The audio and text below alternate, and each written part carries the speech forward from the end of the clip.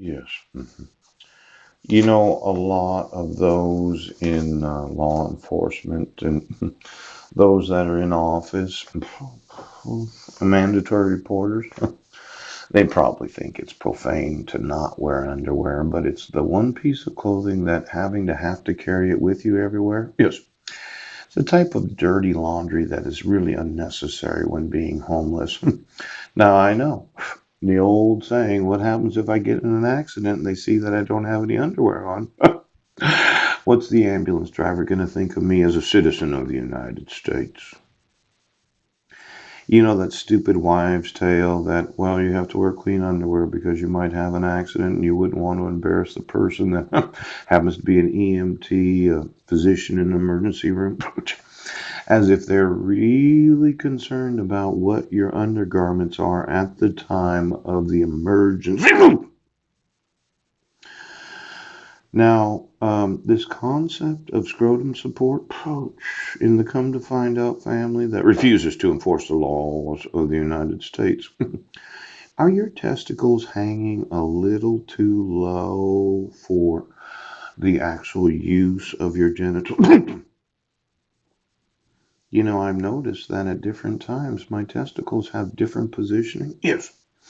And I just wanted to know if you were to come to find out, yes, does that cause your testicles to get sucked up into that pelvic cavity, or does it kind of loosen them so that you have to have scrotum support? Now I know you're in fucking law enforcement right now.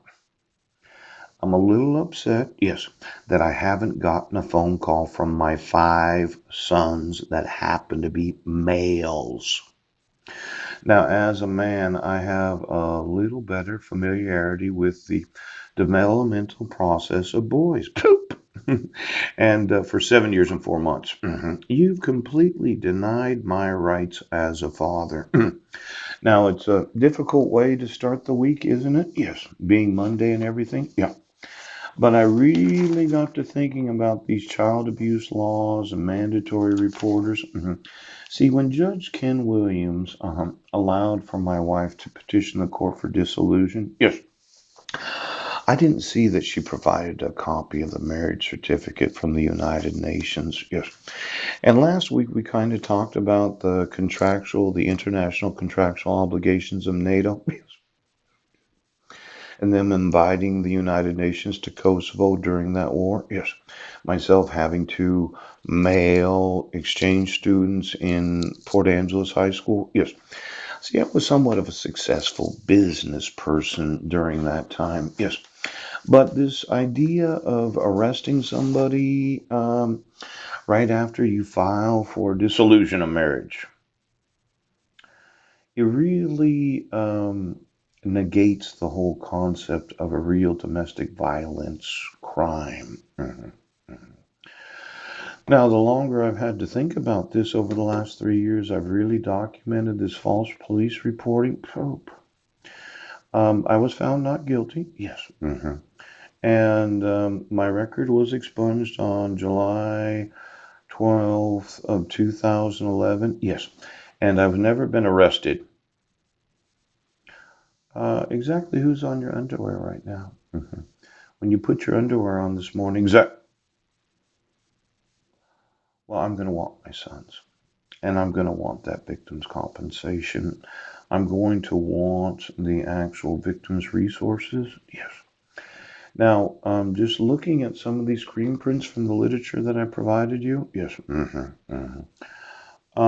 It says that this is an actual crime in Washington State. A lot of these doctors, they may not wish to report an incident because it may be impossible to determine who caused a child's injuries. Yes.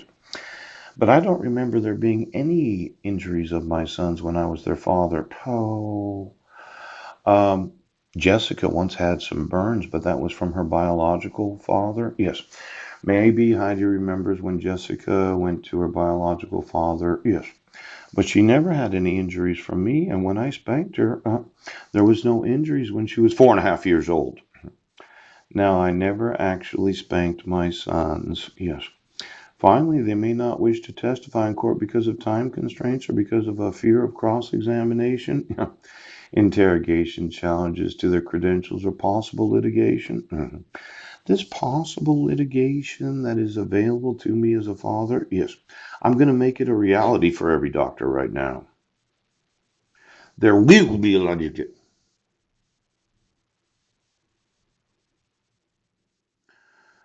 Um, when I first got here, I contacted, the doctor that we had and some dentists. And I just kind of was feeling around the first 3 days that I was in Clallam County, kind of to see what my wife had done for the first 6 months that she was here. Yes, she actually abducted my son. See, we didn't leave Guam at the same time. She left on July 2nd of 2011. I left on January 7th of 2012. I didn't actually get to Washington State until January of 2012. I got to Clallam County in March of 2012. Yes. Now, when you consider it, that would be August, September, October, November, December, January, February, March. Approximately 8 months after Heidi got here, I got here. It seemed that somebody had told all the doctors that I had no rights as a father. Because I was told on the phone that we can't tell you anything. And I'm like, well, I wasn't really asking you. I just wondered how you were doing. I hadn't been here for approximately 5 or 6 years. We moved to Vancouver for 4 years. Jessica went to the Washington State School for the Blind. We moved to Airway Heights. Yes. Heidi was there approximately, well, we got there in August of 2010, July. She was there about 10 to 11 months. Yes, she was. And then for some reason, Heidi had to move back to Clallam County. We had not been residents of Clallam County from, well, as a family, September of 2005, Jessica began going to school at the Washington State School for the Blind. Yes. We sold our house in Sequim, Washington. And Heidi got back to Clallam County on July 2nd of 2011. For approximately 6 years, we were not residents of Clallam County. Now, I found it very interesting that I contacted the dentist that I had and the doctors I had known, and kind of was fishing around to find out exactly what the fuck my wife had said.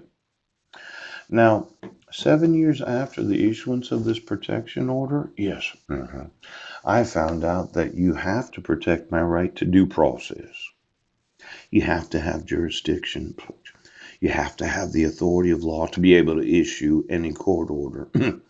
Then I found out about this, being able to sue what's known as mandatory reporters. Every doctor, every hospital. Now, also helpful to remind physicians that all 50 states and District of Columbia. Yes. See, I put that sign here. Yeah, because I'm going to sue every fucking doctor right now. Now, there is some significant civil or criminal liability for persons who, in good faith, don't report child abduction. Yes. And child abuse or neglect. Yes. Now, I'm going to need to know who was on the testicles of my sons for the last 7.5 years.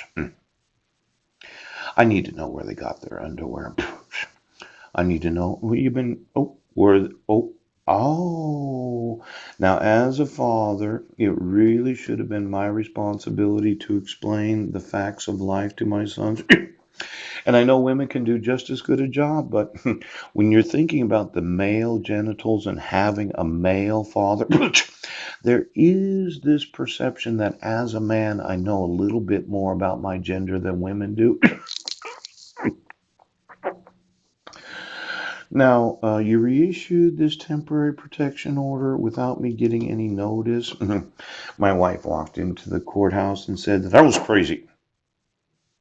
I'm going to sue every fucking cop, do you understand? Now give me your scrotum.